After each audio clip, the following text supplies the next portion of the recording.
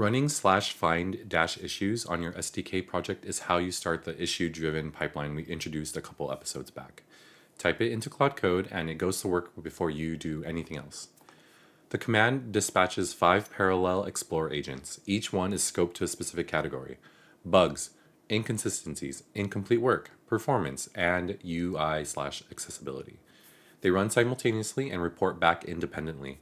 Claude Code then deduplicates their findings by file and line number, so the same problem found by 2 different agents shows up only once.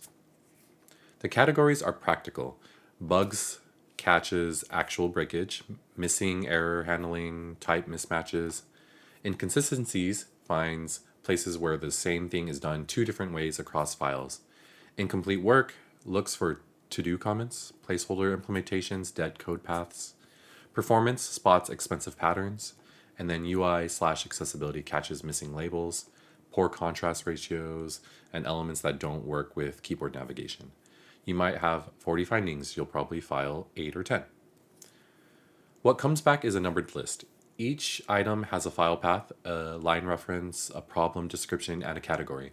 You pick the ones worth pursuing, and the command files each selected finding as a GitHub issue via issue create. The issues it creates are intentionally rough. They describe the problem, but don't spec the solution. That's deliberate. Filing a structured implementation spec for every finding before you've decided which ones matter would be waste. The rough issue is a stake in the ground, nothing more. One thing to be clear on, /find-issues does not apply the ready label. That label is the signal used by the implementation command to know what's ready to build. Without it, nothing gets implemented.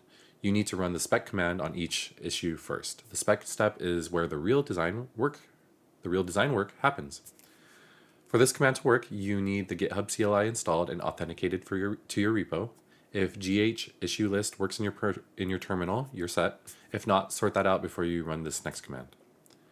After the issues are filed, you'll have a list in GitHub with rough descriptions. The next step is the spec command, which takes each issue through a Q&A process and adds the detail that makes it implementable. Okay, thanks. Talk to you in the next one.